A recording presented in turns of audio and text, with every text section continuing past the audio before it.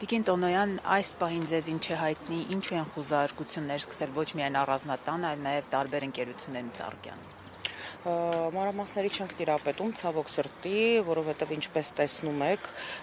ինչ հսկողություն է իրականացվում Գագիկ Ծառուկյանի տան մոտ ազգային անվտանգության ծառայության դիմակավորված եւ զինված անձինք վաղ առավոտից ժամը 7-ից նախ մուտքը արգելափակել են մեր նախորդ փաստաբանները եւս 1 ժամ սպասելուց հետո նոր միայն կարողացան մուտք գործել եւ մասնակցել խուզարկության գործընթացին, որտեղ տևական ժամանակ, մոտավորապես 1 ժամ կոմունիկացիա հնարավոր չէր ստեղծել, որպեսզի փաստաբանները, 2 փաստաբանները բարձրանային պարոն Ծառուկյանի առանձնատուն, հիմա եւս ականատես եք լինում, որ 3-րդ փաստաբանը Երեմի Սարգսյանը եւս մոտավորապես 1 ժամ սպասում է եւ կրկին անգամ հնարավոր չի կապ հաստատել քննիչների հետ, որպեսզի թույլտվություն տրվի փաստաբանի մասնակցության ու ներկայության համար խուզարկություններին։ Այս պահին Multigroup կոնցեռնի գրեթե բոլոր ձեռնարկություններում լայնածավալ խուզարկություններ են իրականացվում, ինչպես նաև խուզարկություններ են իրականացվում այդ ընկերությունների տնօրենների բնակարաններում, 1 տասնյակից ավել ընկերությունների մասին է խոսքը, Արարատ ցեմենտում է խուզարկություն, Երևանի Արարատ կոնյակի օղու գործարանում է, Multiwellness համալիրում է, Օլիմպավանում է, Multistone ընկերությունում, հյուրանոցային, Multigrand հյուրանոցային համալիրում եւ բազմաթիվ այլ հիմնարկներում, այս պահին միգուցե ամբողջ ցանկը չհիշեմ, այս լայնածավալ գործողությունները վկայում են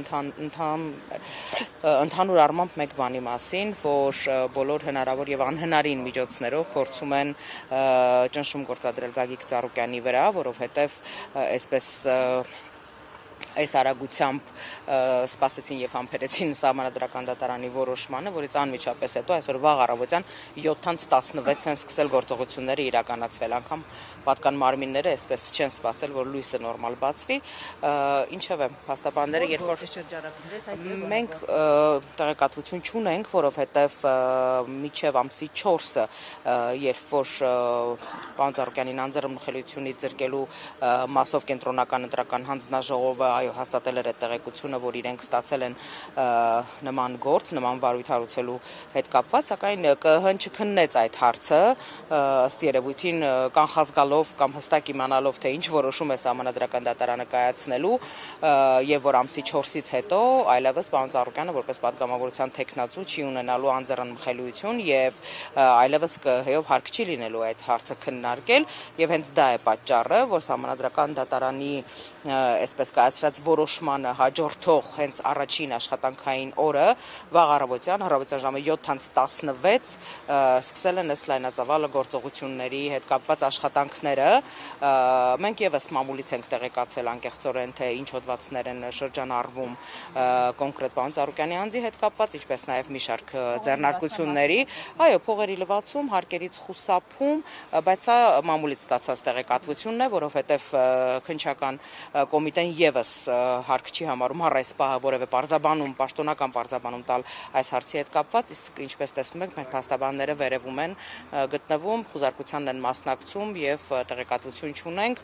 հուսանք, որ ավելի ուշ փաստաբանները կամ պարոն Ծառուկյանը անձամբ կպատասխանի ձեր բոլոր հարցերին։ Ծառուկյանը տանն է, այսինքն։ Այո, պարոն Ծառուկյանը, ընտանիքը, մայրը, տիկին Ռոզա Ծառուկյանը,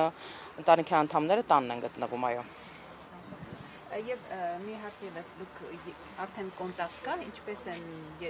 տան անդամները, այսպես ասած, վաղ առավոտյան խուզարկություններ իրականացնում։ Ցավոք սրտի ոչ կոնտակտ չկա, որովհետեւ վաղ առավոտյան որ մտել են, այլևս